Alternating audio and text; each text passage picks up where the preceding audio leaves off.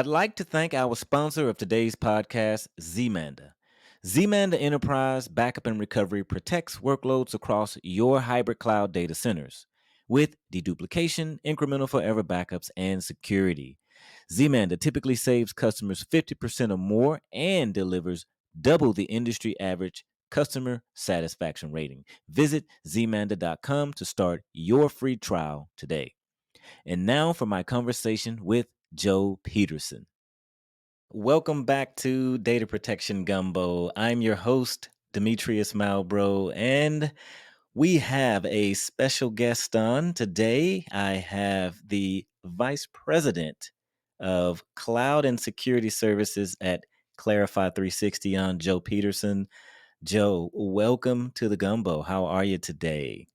Thank you for having me on the gumbo. I love me some good gumbo.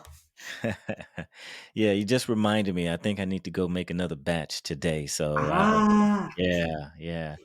But let's jump right in it. And I really want to talk to you today about security. Cybersecurity is really hot, and get your take on first data security posture management, and also why does it matter?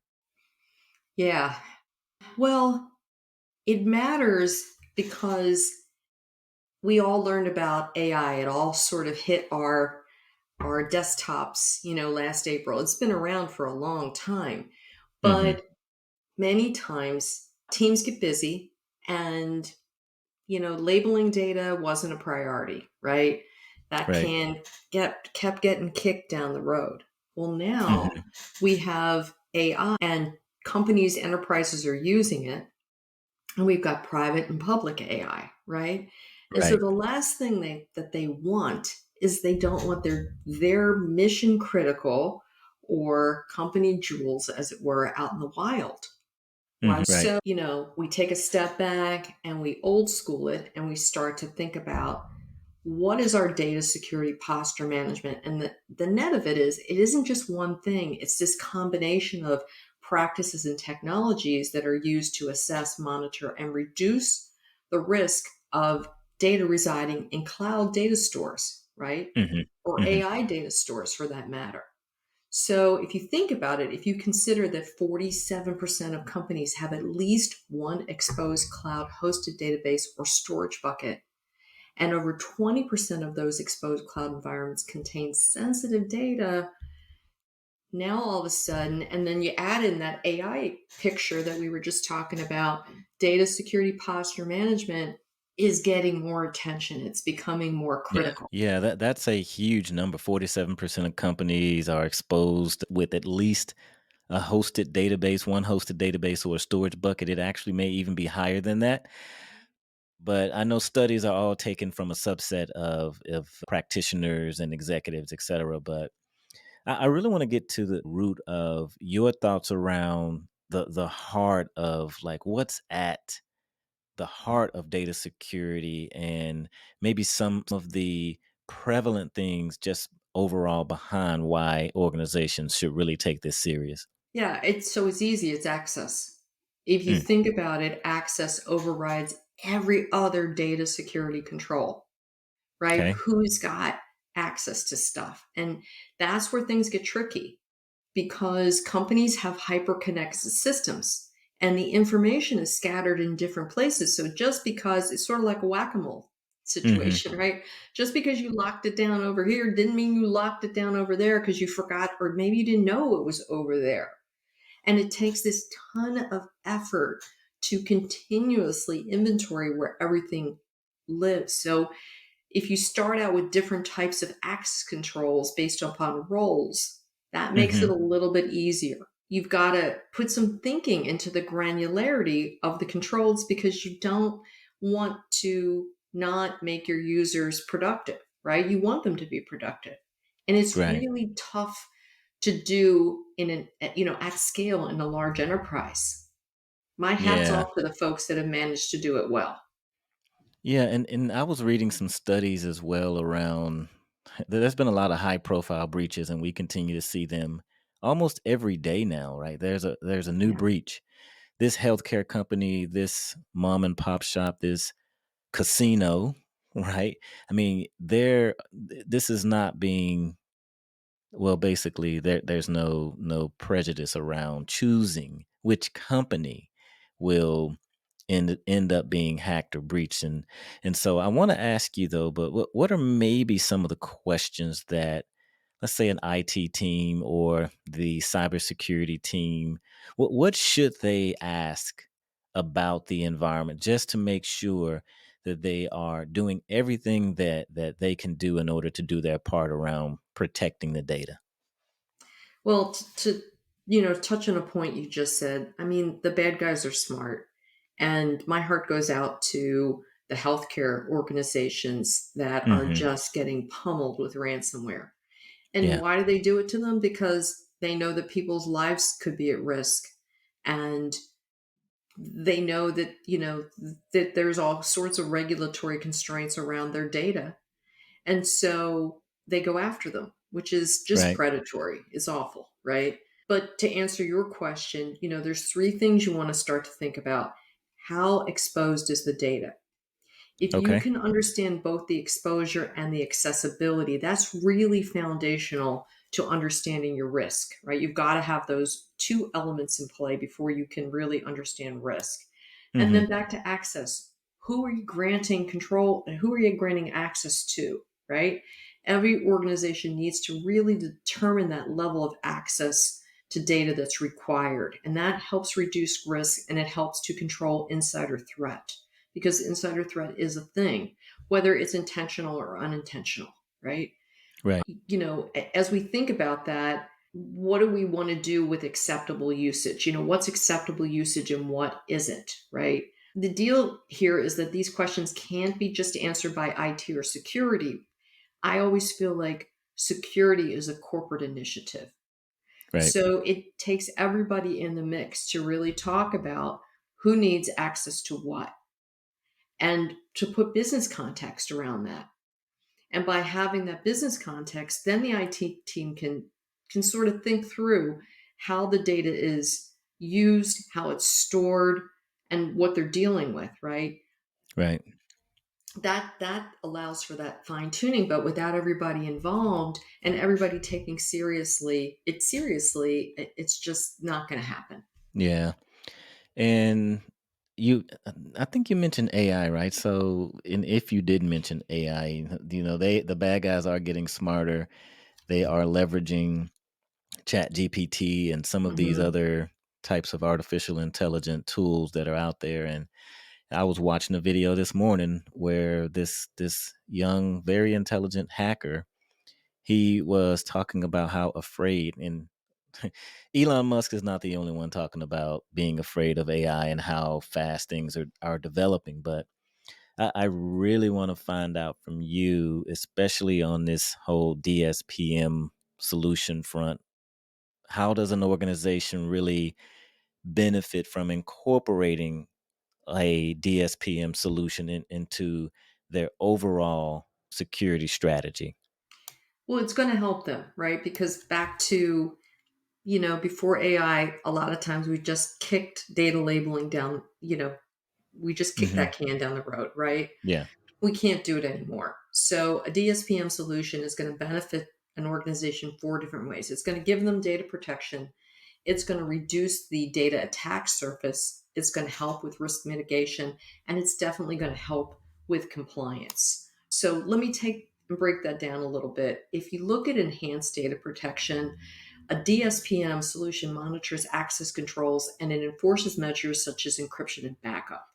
And Okay. this reduces the risk of data loss and reputation damage and maybe financial loss from security incidents, right? Consumers, you're a consumer, I'm a consumer. Even though there are more breaches, we hear about them. And I think part of that is that we as as a collective become more aware of our own data, Right. right? And we think about data security. I mean, 5 years ago, would anybody have really, besides someone who was in IT, known about two-factor authentication?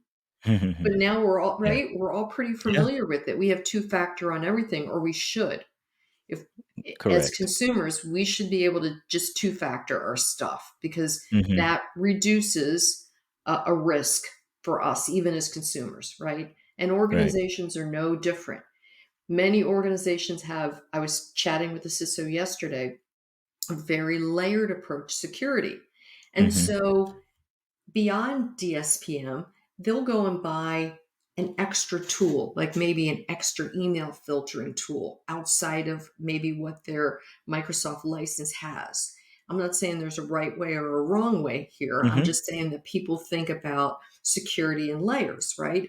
And so Right. they have this external solution as if something fails there, then they have a fallback in the license itself that they could Right. turn on, so that they layer it, right? So that's Mhm. part of what we're looking at here, is this layering to help make an organization more resilient, right? And if you're looking at the lens, like through that lens of compliance, many of these organizations have to deal with GDPR or HIPAA or PCI, Yeah. and that mandate makes them even more aware of how their data is labeled and how it gets protected, because they have to be. Mhm. Because if they're in breach, then they face, regulatory problems. They face Yeah. and some of the regulatory problems could come with fines, large fines. So they don't want to be in that situation, right? And they Right. really want a solution that's going to help them identify and bridge security gaps that could lead to those fines. Right. Yeah, and not to mention the whole 4-day window, right? The Mhm. SEC disclosure, you have to file it on an 8K, and it's it's really getting to be more challenging now to be a CISO. And I was also reading a study about the burnout and the stress around being a cybersecurity expert or even being a SOC analyst, right? Security Operations Center, it's getting really stressful. If a breach happens, there was also a study that the whole team or members of the team, most of them would probably quit if if they didn't have all of the processes and procedures and they rehearsed, an attack and all of that. I mean, it gets really stressful and people really look at this situation and say, you know what, I don't know if I want to continue to do this job or not. But one thing too, that as I was looking at this whole category of data security posture management, I also saw cloud security posture management as well. And can you clear up the difference between cloud security posture management and data security posture management? And it looks like there's one difference, one's cloud and one's data. But what's your definition around the difference of these two? Well, I'm happy to answer that, but I want to go back to something that you said. You made a super Okay. salient point a moment ago, right? Hmm. The average CISO stays in their job 2 years, right? And I stand in the CISO's corner. And what I mean by that is I think that the regulation that was put in place is a first step, and it's a good step, but it's not necessarily fair to the CISO, because what happens is the CISO many times reports to the CIO. And if the Hmm. CISO isn't given budget to do his or her job, now that's not on all organizations, but in some, Right. if they're not given the resources, either in personnel or in dollars, to get their job done, one or the other, right? They need Right. one or the other, sometimes both. Then how can they be held accountable? And so, two of the things that I'm hearing CISOs say is, great, I'm going to change my title. I'm not going to be the Mm. CISO anymore, right? I'm going to be the VP of IS, and then there won't Yeah. be a CISO, Pay me the right? same. You hear the same? Well, keep my salary the same, right? But Yeah, change my title, change my right? title, because I don't want to be held accountable, Yeah. right? Because, now we're starting to see it's not just a slap on the hand.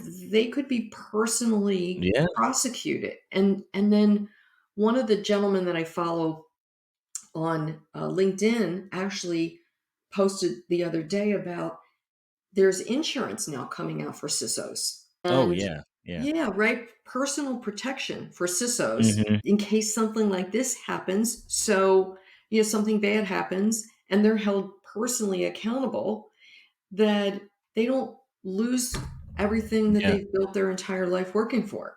It's really interesting now, and I know you still need to clear clear this up for us in the whole DSPM versus Yeah, CSPM, right? Thing. yeah, yeah. That was the question you asked, and I went off on my little Yeah, tangent no, about no, no. systems.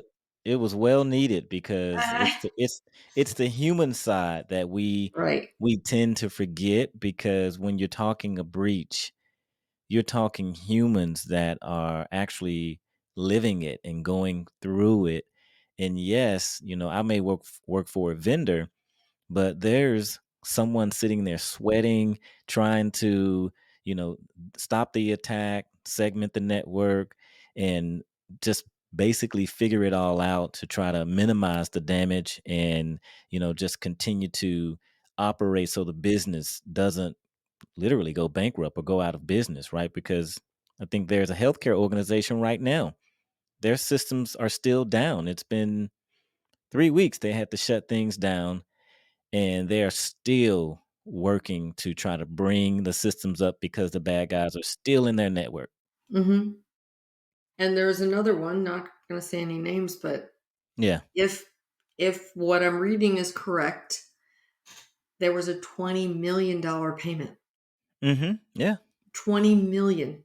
Like I can't even fathom how much money that is. Right. And you're right, there's a human element. I had a dear friend who's a CISO go through a ransomware situation this Mhm. year, and he was physically ill because of it. Yeah. He was up for 48 hours straight trying to just make sure that things were taken care of and the company was okay.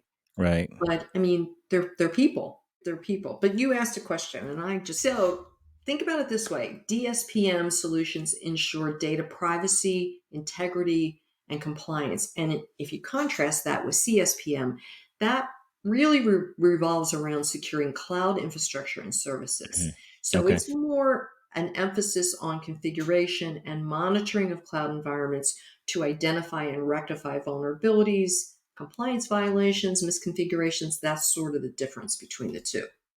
Okay. Yeah, yeah, yeah. Thanks for clearing that up. And it just never begins to cease to amaze me that there's a new story every day, and when they're disclosed, it's like, man, those are people actually going Yeah. through this, and it's not going to get that much better because AI is only increasing in sophistication, and it's AGI and generative intelligence that's going to get smarter and bigger and faster, and the scale of attacks will increase as well. So this is a team effort that the whole world should be working together to solve. Joe, I really want to see if you could give us maybe some resources to check out, maybe the Gumbo listeners, maybe a book or your website, and how can they get in touch with you, maybe your website or LinkedIn. Well, I'm gonna share the names of a couple people that I follow on the regular Oh, on okay. Yeah. LinkedIn that were just, if that's okay, that are just, it's easy. They're smart people and they really have great stuff to say in the cybersecurity space. Hmm. And I think it takes a collective, right, to learn. So I Right. follow Mark Lind, LYND, Bob Okay. Carver, Chuck Brooks, Rob May. Those are a few people that I follow in the security space Hmm. on LinkedIn, and they always have great content. So even if you have a couple minutes every day with your cup of coffee, you're going to learn something new from one of those folks. Okay. And I guess maybe one or two of them have a podcast or a YouTube channel or all of the Many of them above. do. Okay. Many of them do. So those are kind of some of my go-to folks that I learn from. Well, awesome, Joe. I appreciate you being here. And before I let you go, I do want to let the audience know about the Backup and Recovery Professionals group that I run on LinkedIn. There's almost 26,000 professionals in that group. And we have conversations such as the ones that we're having right here on Data Protection Gumbo. So please check that group out and even join the group as well. We'd love to have you.